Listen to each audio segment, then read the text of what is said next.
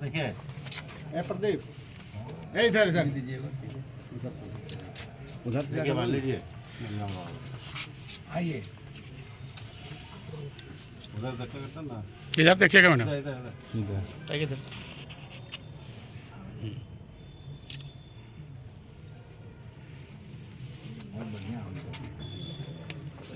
अब जाएगी हम समझेंगे।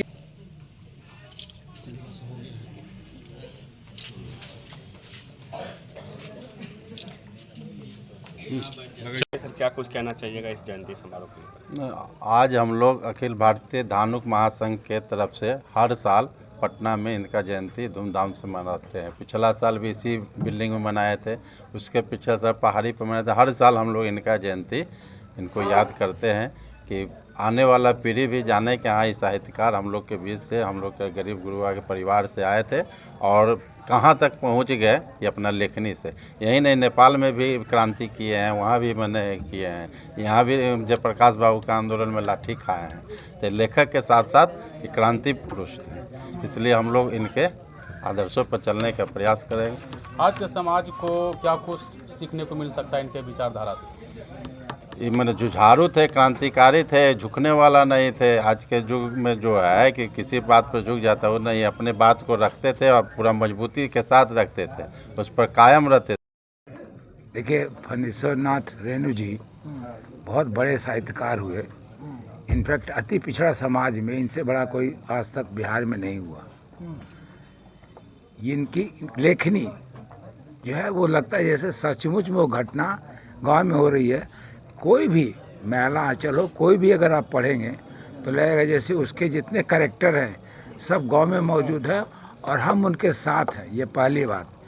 दूसरी बात बता दें कि उन्होंने लगातार सिर्फ साहित्य का ही नहीं, कहीं अन्याय हो रहा हो उसमें भी आंदोलन में उन्होंने लगातार भाग लिया।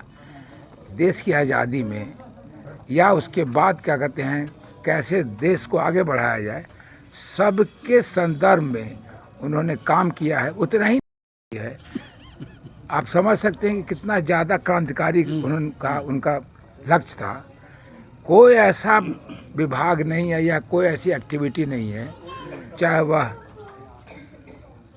नेपाल में जो राजा या राणा उन लोगों का जो खिलाफत कार्यक्रम चल रहा था, उसमें भी उन्होंने जम करके कोइराला परिवार को सपोर्ट किया।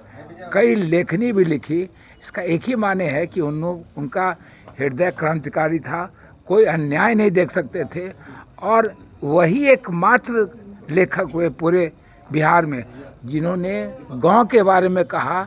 बाकी जितने भी लेखक हैं उस शहर के लिए कर रहे हैं, यानी 90% जो उस वक्त गांव में लोग रहते थे उन्हीं के बारे में बताते थे। बाकी लेखक लोग शहर में रहते थे, शहर के बारे में बताते थे। उन्होंने कई बार ये भी कहा कि मैं शहर में रहता हूँ, महीना 2 महीना 3 महीना के बाद मैं गांव चला जाता हूँ और वहाँ पर आधा धोती पहन के, फटा हुआ गंजी पहन के सब खेत में गलियों में घूमते हैं, लोगों की राय जानना चाहते हैं, लोगों की राय लेते हैं। सर, आज के युवा पीढ़ी को, युवा युवतियों को जो लिखने का काम करते हैं लेखक, उन लोगों को क्या कुछ सीखने को मिल सकता है इनसे? देखिए, उनका सिर्फ एक ही कहना था कि जो सच है उसी का वर्णन करो, उसी को तरीके से कहो ताकि युवा वर्ग जो है वो आगे बढ़ सके। उतना ही नहीं है, आज से 50 साल पहले उन्होंने कहा था कि जो मीडिया के लोग हैं वो इन्फ्लुएंस्ड होते हैं पॉलिटिकल पार्टी से और उसी अनुरूप काम करते हैं। आज से 50 साल पहले आप समझ सकते हैं कितने बड़े आदमी थे, कितनी दूरदर्शिता थी उनमें। मैं इसलिए ये कह रहा हूँ इस सब बात को कि बहुत आगे देखते थे, बहुत आगे की चीज़ों को करते थे। उनकी कोई भी लेखनियाँ पढ़िए, वो सिर्फ गांव से संबंधित होती है, आंचलिक संबंधित होती है और किसी का नहीं होता। मेरा नाम राजीव रंजन है और मैं जनता दल यू का नेशनल प्रवक्ता मैं ही हूँ। मैं ही जेडीयू के बिहाफ पे कहता हूँ।